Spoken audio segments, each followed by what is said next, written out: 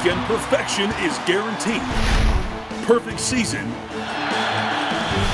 perfect opportunity, perfect coach, perfect storm. And it perfectly plays out in a state accustomed to perfection. Now, for one of these programs, a perfect ending awaits.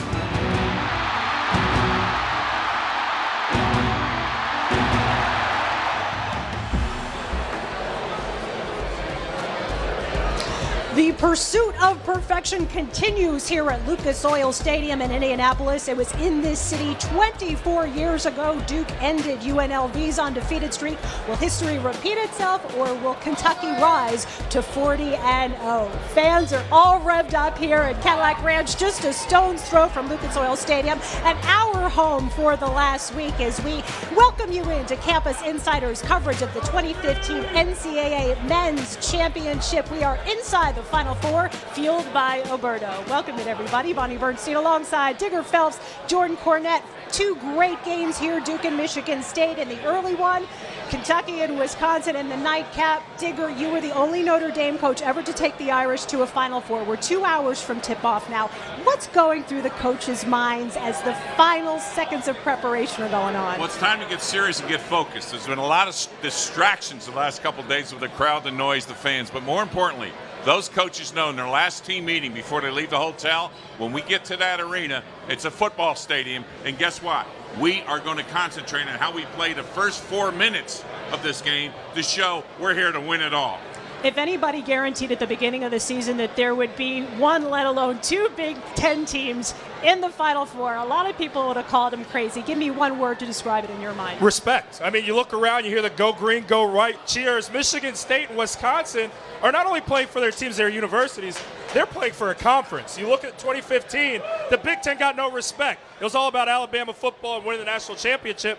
Ohio State wins the national championship. We're now here, another SEC program being talked about in Kentucky basketball. There's two Big Ten teams waiting in the wings. I like Wisconsin later on tonight. Oh, you're already giving predictions. You're not supposed to give that away this early. That's teasing. That's a tease. We're going to be grinding these games down to a fine powder in just a few minutes. We have a special guest who has a strong connection to each and every one of these teams. But I want to ask the two of you about an overarching topic that seems to come up every time there's a championship in a football stadium, and that's the dome effect, how players struggle. I know. But a lot of players will tell you they struggle with depth perception. Tom Izzo, Michigan State's coach, was asked about it in the press conference this week, and here's what he had to say.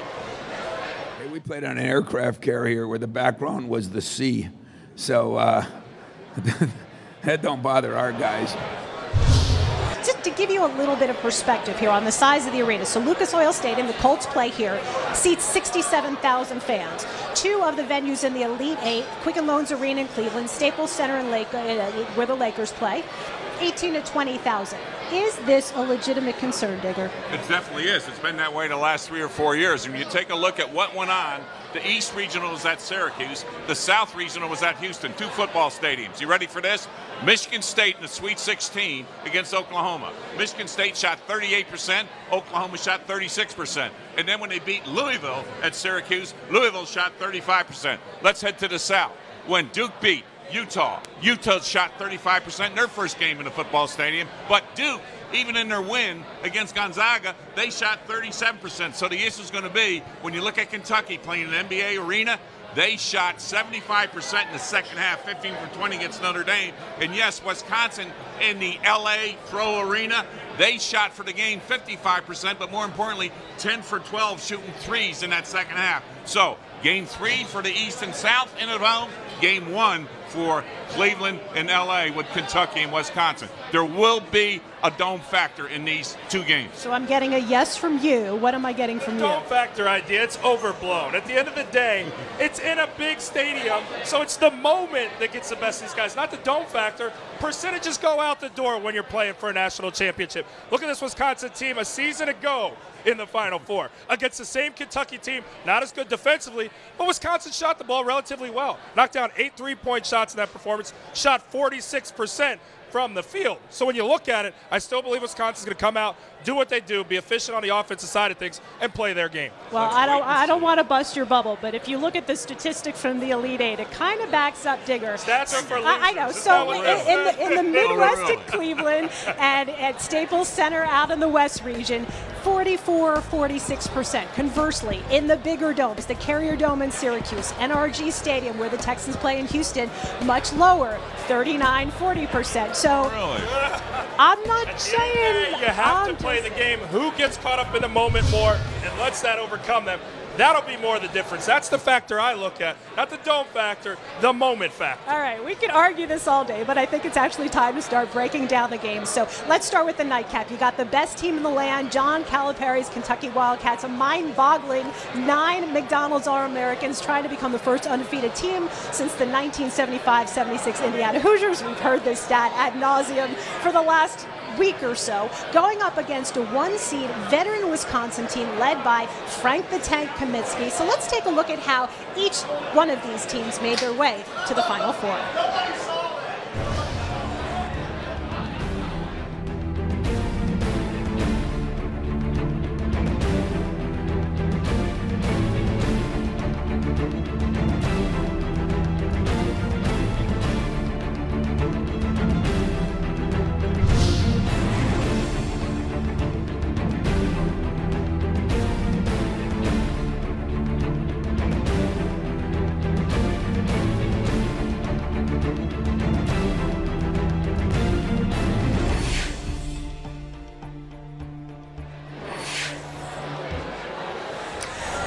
Kentucky and Wisconsin, winners of the Midwest and West regions respectively. Both terrific Elite Eight games. Kentucky nearly bowing to your Fighting Irish, and then Wisconsin getting hot from the three-point line in the second half to pull away against Arizona. This game coming up tonight, of course, a rematch of last year's semifinal. Aaron Harrison with his second consecutive monster three-point shot to win the game. But this time around for Wisconsin, it's a veteran squad. The only starter missing from last year is Ben Bruss. So, Digger, when you look at the Badgers offensively, how do they stack up against Kentucky? What I love about Wisconsin's offense is the flexibility that they have to go inside and outside. And I'll tell you something, when you look at Frank Kaminsky and how he can take you out and set you up and, yes, shoot and make threes, but more importantly, when he's in the paint, he knows how to read over his shoulder, change direction, do that spin move, and go to the hole. And then there's Sam Decker, who knows what to do and when to do it. Gosser knows how to find all these guys when he's got that ball. Gosser's a great defender, and you're right. They're doing one thing, and with Hayes in that front line, they are not worried about the size of Kentucky. They're here to win this game as a payback from last year's loss. Fired up every time he starts talking about it. When I look at this Wisconsin offense, how they're going to have success, Notre Dame had capable penetrators. They were able to get to the rim. They didn't have to use a three-point shot to get it done. However, Wisconsin's going to need that three-point shot. Nigel Hayes has been an interesting dimension to that offense. A guy didn't take one three-point shot a season ago, has made 35 in the regular season this year. That guy's going to have the looks. Can Wisconsin make the shots? But they won't get by not utilizing that three-point line. Each and every one of these Wisconsin players has really grown from last year to this year. You want to get a sense for Kaminsky. So last year against Kentucky, he only had 8 points and 5 rebounds.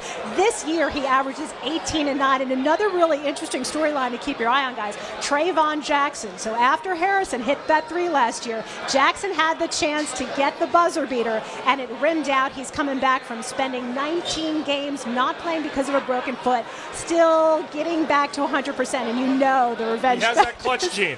Totally Jimmy Jackson. The guy's never seen a shot he don't like. All right, so let's turn our attention to Kentucky, the biggest team in the nation, 4 players over 6'10", the most imposing of whom is Karl Anthony Towns. But I want you to give me a player not named Karl Anthony Towns who you think will be critical for the Cats on offense. Well, the guys that are a lot of times looked at as a scapegoat for Kentucky and their success, the Harrison brothers. Andrew Harrison, a bigger guard at 6'6", has the capability of getting into the lane and creating mismatches against smaller guards. They'll have success there. And then once you do get in, you collapse that defense, kicking it out to the guy with ice in his veins, Aaron Harrison. The guy just shines. When the moment is at its biggest, who delivers? Unfortunately, my Irish felt the pain from Aaron Harrison and that long-distance touch. Did you see that shot? You said, oh, my gosh, here we go again. Why are you so excited talking about it, Bonnie? I don't get it. But what it comes down to is Kentucky needs stability at the guard spot. The Harrisons must provide it for them to advance. But don't forget, there's another guy in that Kentucky front line. No, backcourt.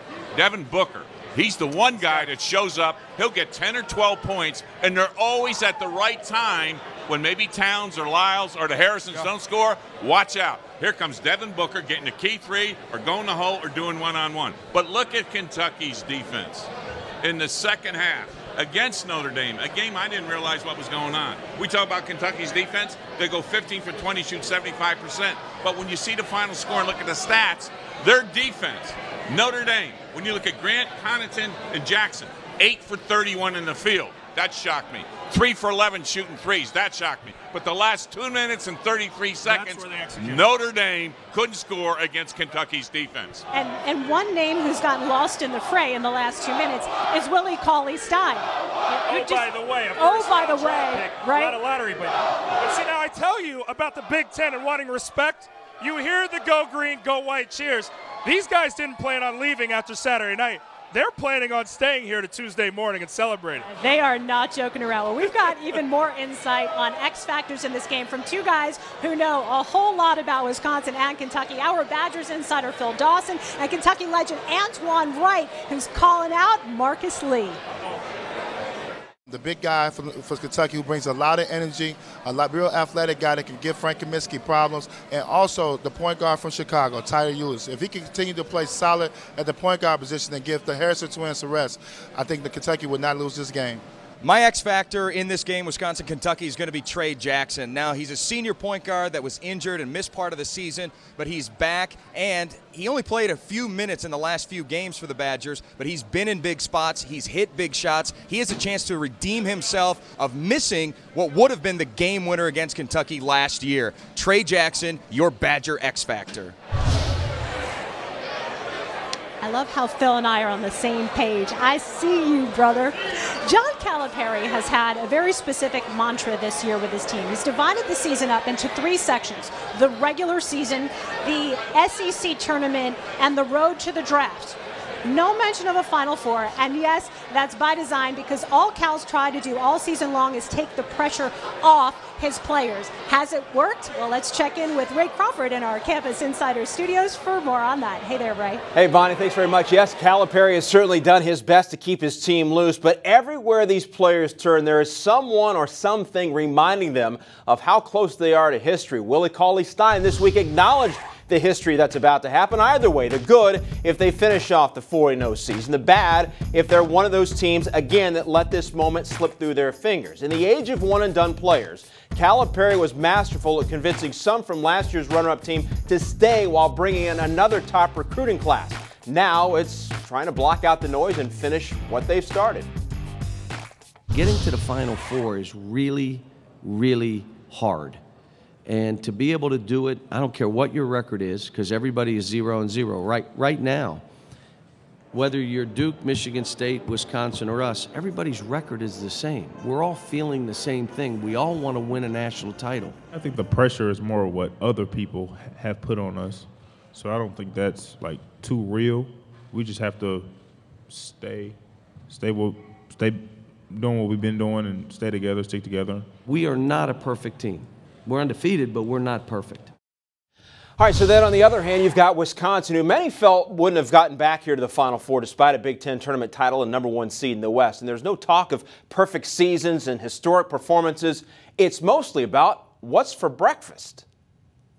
Had an omelet this morning with some ham, salt and pepper, some syrup on top. I know I get a lot of flack for putting syrup on my omelets, but Nigel does it too. It's actually really good. Drowns it.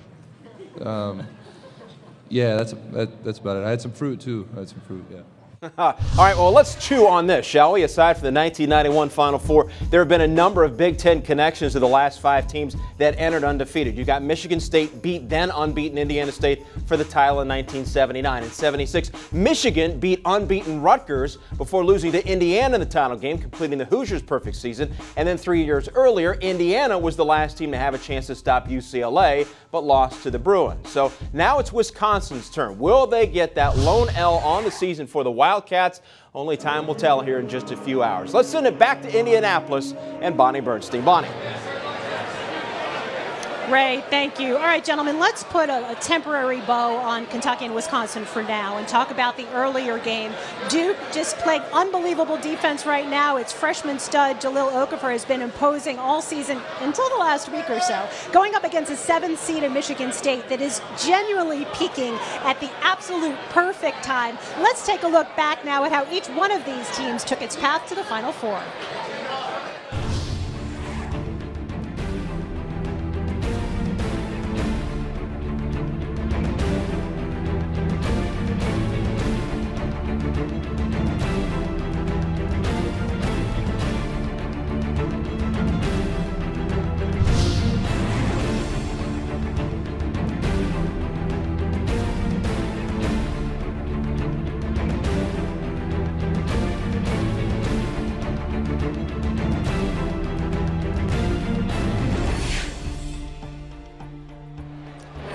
I think it's fair to say Michigan State's had the toughest road to get here among the teams still standing, knocking off 2-seed Virginia, 3-seed Oklahoma, and then needing overtime to send 4th-seed Louisville packing in the Elite Eight. For Duke, the aforementioned Jahlil Okafor, the first freshman ever to get Player of the Year honors in the ACC. However, he's only had 3 single-digit games all season, 2 of which have come in the tournament. So I want you to put your coaching hat back on. If you're Tom Izzo, what is your approach to guarding Jahlil Okafor? Well, first of all, we got to take a look. We played Wisconsin's front line, even we lost in overtime in the Big Ten championship, and that's size. But more importantly, I look at Okafor, his last 2 games, Sweet 16, Final 8, 9 points in that game against Gonzaga, and when you go back and look at Utah, 6 points. So what? Size bothered him, but more importantly, yeah, you can front him, you can double team, you can zone. But the other thing to do, if I'm Michigan State, get the ball to Brandon Dawson, and with Okafor guarding him or whoever Okafor guards, run screens, get him open, get Okafor in foul trouble, get him on the bench. That has happened in a lot of these games where he gets 2 fouls the first 8 minutes. Does Michigan State have the size to do to Okafor what Utah and Gonzaga did? I think Costello and the front line guys know what they got to do. They're going to use 10 fouls, both of them. And from that standpoint, I'm not worried about that. But I'm telling the other side, knowing Izzo, in the way Trish can get the ball to people. And he's been great driving and dishing off, not just to Valentine, not just to Dawson, but even to Costello in the paint. I want to attack Okafor, get him in foul trouble, not just worrying about how do we stop him, but force him to sit on the bench with fouls. That's a way to do it. You know, as I look at it, and my sources tell me all week long, Michigan State intends to double team down low Jahlil Okafor. Guys, that's a no-no. Right. That's not what you want to do. You saw what Notre Dame did against Duke earlier in the season. I look back at the ACC semifinal game where Notre Dame defended Jahlil Okafor one-on-one basketball. Take a look at the tape right here. I'll show you why this is the way to approach defending Jahlil Okafor.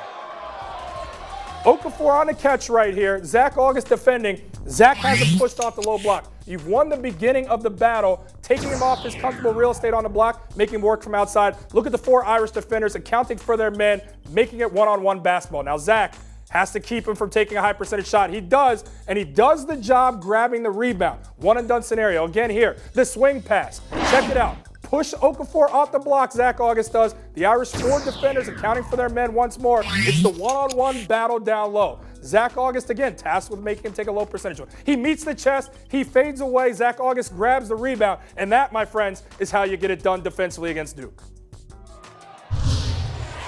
For as good as Okafor is, guys, the Spartans are also going to have to contend with another pretty studly freshman in Justice Winslow, who's been playing lights out on both sides of the court. But the one thing that Izzo talked to me about last week is how his defense has not only evolved, but gained the ability to adjust on the fly. So in the event they do go down the route of trying to double Okafor and it doesn't work, he can go into the locker room at halftime, scrap it all, start from scratch, and come up with a completely different philosophy. Yeah, and I think it's very interesting. Coach was saying Michigan State may employ some zone, and that's something you typically don't see, but going down that avenue of trying to disrupt Jahlil Okafor and what he likes to do, throwing a lot of defensive looks at him. So that'll be a really intriguing storyline throughout this game.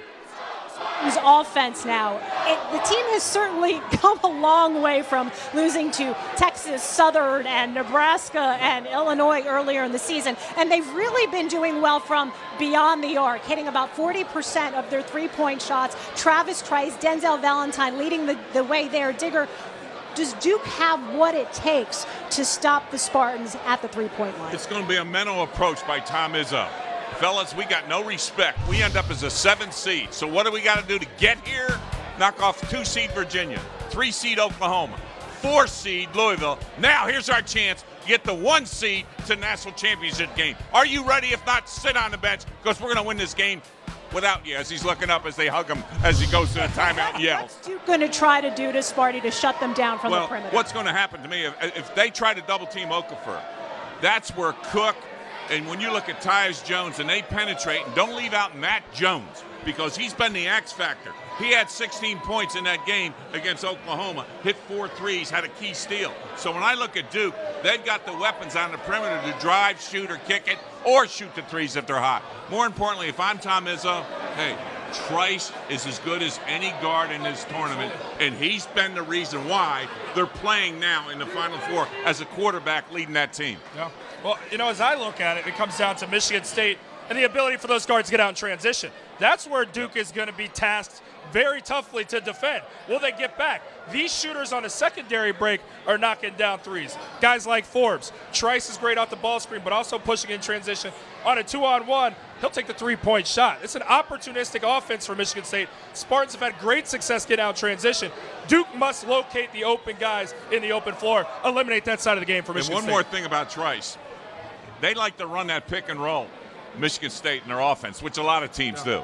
What he will do is push that guy away and go one-on-one. And don't forget, he hit that big 3 against Arizona without that pick and roll because he didn't run it. He knows how to go one-on-one and do his own step back and make the shot. I'm glad you brought up Bryn Forbes, the transfer from Cleveland State, because he has put up some clutch threes coming off the bench, particularly against Louisville in the Elite Eight. He was a huge difference maker. I know we spent a lot of time talking about Trice and Valentine, but Forbes, if you're talking about Michigan State X factors on offense, he could definitely be one of them. This is not the first time that Duke and Michigan State have met this season. They actually locked horns in the Champions Classic way back at the beginning of the year. For more on that, we send it back to our Campus Insider studios and Ray Crawford. Hey, Ray. All right, Bonnie, thanks again. Yes, it was Duke who beat the Spartans by 10 back in November right there in Indianapolis, but at Bankers Life Fieldhouse. It was a 3-point game with 8 minutes left, but Justice Winslow and Tyus Jones led a 13-3 Blue Devils run to put the game away. The biggest impression most seemed to come away with, though, was just how good Jahlil Okafor was against top-level competition. He even drew rave reviews from Tom Izzo after finishing with 17 points, 2 shy of leading scorer Quinn Cook. Both coaches were asked this week about their early season meeting. I think we're both not completely different, but I think we're a lot better than we were back then, and yet it was really good for us because you know, we didn't know as much, although I'm not sure he did either with his freshmen. It's easy for you guys to say, oh, these freshmen are going to pan out, but that doesn't always happen either. I haven't really watched that much of that game. I think we're both different teams. We'll have different strategies because we have different teams, and it's much better to watch them in the NCAA and in some of their Big Ten games. And who's going to argue with that? A coach who now makes his 12th Final Four appearance, matching the legendary John Wooden. Tom Izzo is now tied with Rick Pitino and Roy Williams with 7 trips apiece. And this one is as impressive as any other. The 7th seed, as we all know, unranked through most of the season. Now, different coaches taking different paths to get to Indianapolis this season, but one coach can speak on facing both the last 2 seasons. Mark Turgeon at Maryland helped navigate the Terps through their first year in the Big Ten after the school spent 6 decades in the ACC. The coach is standing by with Bonnie back in Indianapolis. Well, Ray, we went deep with our sources to get this wedding photo of our next guest. That's Maryland's Mark Turgeon and his 1993 wedding to his bride of now 21 years. And courtesy of Crowley Sullivan, who's one of our CI executives who grew up with your wife, and now you're here, kind enough to join a few minutes with us with your kids, Leo and Ella, and I'm sure they're going to grade our performance. Yeah, they're filming it too. Well, congratulations on being Big Ten Coach of the Year in Maryland's maiden voyage in the conference. So you obviously know 2 of these teams very well. You beat Michigan State twice, you beat Wisconsin once, but let's start with the Spartans. How do you explain the evolution of Tom Izzo's defense between the time you beat them by 16 in mid-January and the time you lost to them in the semis of the conference tournament? Well, I think what Tom did is he built depth, first of all. His young kids got better. He started playing 9, 10 guys. And so when you're able to do that and build depth, your defense gets better. So Michigan State, the lone non-number 1 seed left at this point, going up against Duke, a team that you had a lot of exposure to your first 3 years at Maryland in the ACC. How do you explain what Coach K has been able to do with this very young team and only 8 scholarship players? This might be his best coaching performance to get this team to where they are today. Now they have some pros. They have some really good players. They'll have some lottery picks. Okay, yeah. But to take this young team, I think Quinn Cook's been a big part of it. He's been a great leader for the young guys. He does his part. He always guards the best player, plays the whole game, takes good shots, defends well, and just leads those young kids. So let's talk about the other game. You're obviously familiar with Wisconsin being in the Big Ten, going up against Kentucky in a rematch from last year's semis.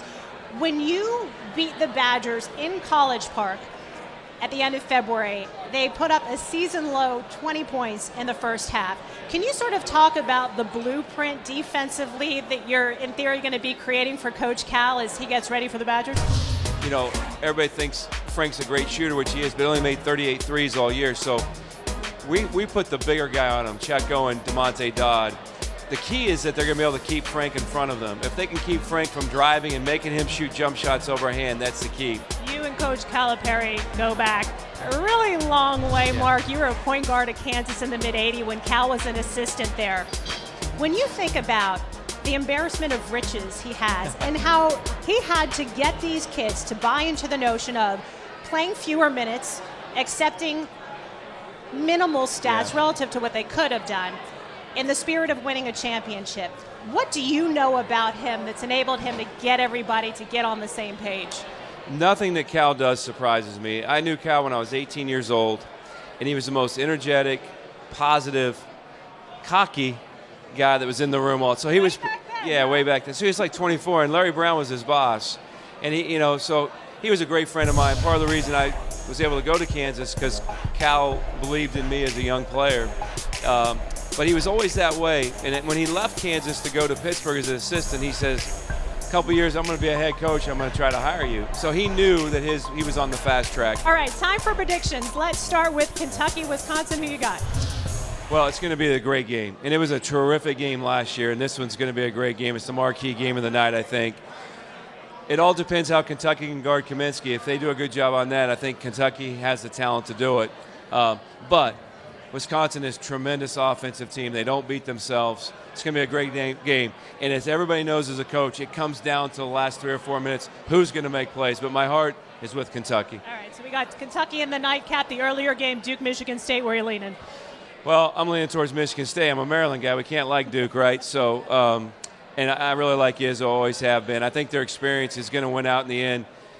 Michigan State Duke has kind of owned Michigan State. There's been a lot of talk about that. That riles coaches up and players. So I think it's Michigan State's night. And Kentucky and Duke in the championship game. Who wins it all?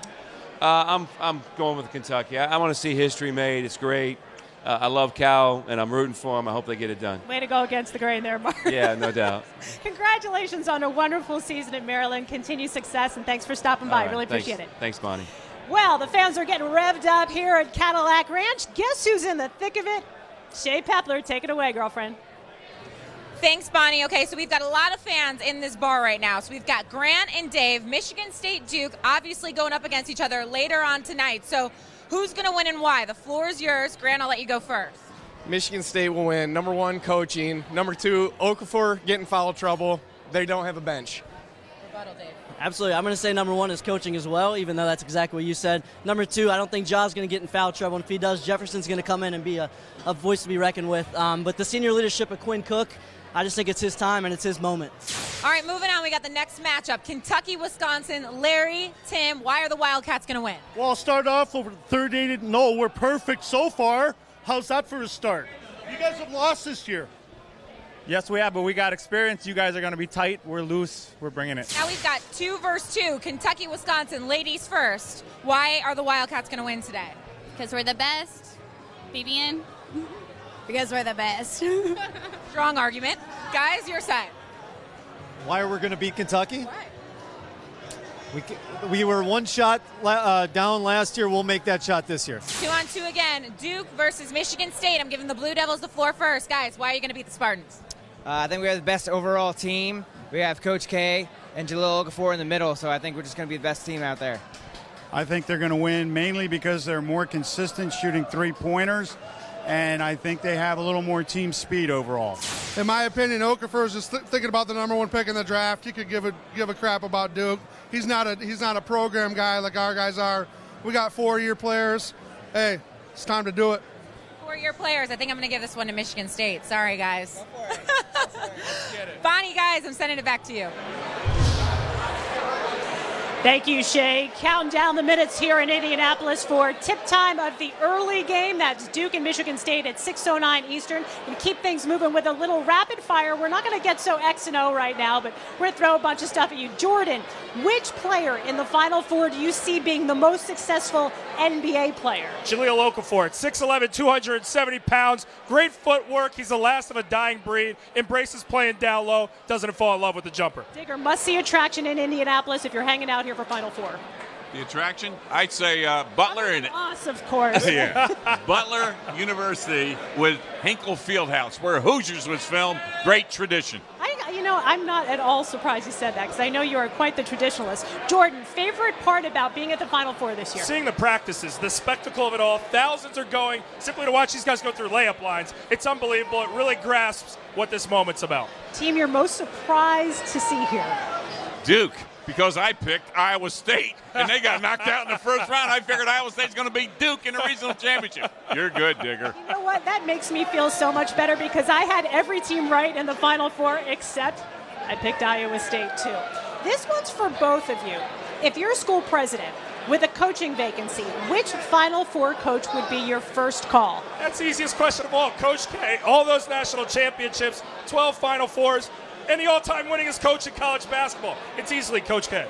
Well, to me, any one of the four. No, that is not an Let acceptable me tell you what, answer. any one of these guys and what they've done with these programs, the program's clean, they graduate their players, and yes, they are here in that Final Four, and looking at all their records and what they've done, any one of the four will get it done. For all of the opinions you've shared on national television I love every over coach the in years, Division I. I was one of them. They're my brothers. See, this is the coaching fraternity. I understand this. We got a couple great Twitter questions from our fans for our rapid fire segment, so I want to throw two out at you. This is from Jason Jensen, who asked, which player is the one that nobody's talking about but could sway one of these games? You know, I look at a guy like Bronson Koenig for Wisconsin. All the talk about all those weapons on that team, he stepped in nicely for Trey Jackson, and he's played beautiful basketball. Koenig could end up making a big-time shot for Wisconsin, knocking off Kentucky. I'm going to stay with Wisconsin because to me it's Josh Gosser. Why? 6'3" senior guard. Leadership. Was here last year, got that team to why they're back in the Final Four. He knows how to score when it counts, but watch out. He will shut down one of the Harrison brothers, the twins, against that Kentucky team to make sure Wisconsin's defense has that spark. See, you can't give an opinion as long as it doesn't entail picking a coach. I see how this works. Twitter question number 2 comes from Peter Ron, who asks, in the event that Wisconsin-Kentucky is a tightly officiated game, who does that game go to? Who's the edge go to? That benefits Kentucky simply because Kentucky has the size down low. If they're blowing that whistle, they're going to just win that game for the free throw line. A pretty good free throw shooting team. That plays to the advantage of Big Blue Nation. But you're missing your stats. Wisconsin doesn't foul. And but when they're they don't, saying if the whistle came, though, excuse me. Coach. This is my answer. They don't foul. They don't turn the ball over. And when I look at what Wisconsin does well, they're going to keep Kentucky off that line. And if they're going to call them tight, when you think you're going to ball fake and block shots, you watch Kentucky get in foul trouble. You know it's only a matter of time before that highlight disappears. It is that time in the show where we prognosticate. I will gently remind you that you have been wrong against every team you've picked to beat Kentucky. With Kentucky, I've gotten it wrong. I thought West Virginia would do it, but they tried out Kentucky. Hang on. We want to get Seth Davis's prediction first. He is on site getting ready for the game, so let's throw it out to Seth and get his predictions on the Final Four. All right, Bonnie, as you know, my predictions have been spot on all tournament long. I haven't been wrong yet. Tonight, I like Duke to beat Michigan State because of Jahlil Okafor. Did not have a big scoring week last week at the regional. I think he'll show up big tonight, and Duke will win the game. And then Kentucky, Wisconsin, I really feel like is a coin flip. I like the matchup defensively of Kentucky's Willie Cauley-Stein on Sam Decker of Wisconsin. Not a lot of defenders, really no defenders in the country, have the size and the agility to bother Sam Decker both away from the basket and at the basket. Kentucky and Duke will advance to the final game. Back to you. Seth, thank you. Gentlemen, the floor is yours. Let's start with Duke, Michigan State. Jordan, who you got? Well, like you said, with Duke and Michigan State, it's going to be a close contest. However, Jahlil Okafor plays for Duke. They establish him down low, and when he doesn't have the shot, he kicks it out to more than capable shooters. Duke advances in this one. Payback from November 18th right here in Indy. I don't care what anybody says. Izzo's going to remind them. They were down 51-48 in that game, end up losing by double figures, but Michigan State was 5 for 20 shooting threes. That's not going to happen. And also, you look at Michigan State, they gave Duke 24 points off turnovers. That's not going to happen. I smell Michigan State knocking off Duke to advance to the championship. Sometimes I just pick games on gut instincts, and my gut instinct is telling me that Tom Izzo has evolved this team from day one to now. They're shooting great from the three. Their defense has grown tremendously. Duke is a brilliant team, great defensively, but still a little young. Okafor has struggled the last couple of games. I'm going to say advantage Sparty. For the nightcap, Kentucky, Wisconsin. Jordan, you say what? Well, like you said, Bonnie, I've gone against Kentucky the last 3 times. Thought West Virginia could do it. West Virginia couldn't out Kentucky. Notre Dame had success offensively, stretching out that Kentucky defense, forcing them to guard on the perimeter. Wisconsin has a similar skill set to do the same. And oh yeah, by the way, 7 guys played the Final Four last year. 7 of those guys are back playing big-time minutes. The experience prevails. Wisconsin shocks the world and advances. Well, I look at when you see what went on with Wisconsin. When they lost at Rutgers, Kaminsky didn't play. When they lost at Maryland, Kaminsky did play. I'm watching that Maryland tape and say, what did they do that we can do? And I'm looking at Kentucky, but when you take Calipari and the way those guys survived, they didn't win 38 games from nothing. Yeah, Notre Dame was a 2-point win, but more importantly, when you look at the stats, you say, wow, they know how to do it both ends of the floor. I just think their experience with Willie Cauley-Stein taking that front line with Towns and Lyles and the Harrison twins in the backcourt doing everything else, know that they have one more game to get to that championship. They knock off Wisconsin. On top of the senior leadership for Wisconsin that you mentioned, Jordan, I think there's some really critical statistics for the Badgers. First and foremost, they do not send teams to the free throw line, which is going to take a whole bunch of points away from Kentucky. Also never defended the size of Kentucky's front I understand. line. But Wisconsin, you know, they've got some length themselves. So that's number one. Number two, they do not turn the ball over. So the amount of points Kentucky, in theory, will get off of turnovers going to be minimized there too. Offensively, they are the most offensively efficient teams in the country. This is a team that prides itself in its defense. If there's any team left in this field that can knock Kentucky off, I think it's Wisconsin. So I'm going to go with the Badgers. So we got one of each. I agree with one of you. There you go. Be sure to stop by Campus Insiders after these games in the lead up to the championship game. We will be here with post-game analysis, with interviews, with press conferences. A quick thank you to Cadillac Ranch for being a wonderful host and to Alberto for sponsoring the show. Enjoy the games, everybody. We'll see you afterwards on Campus Insiders. And we're going to leave you now with proof positive that we should all really keep our day jobs because bull riding is not, sadly, in our future. Take care.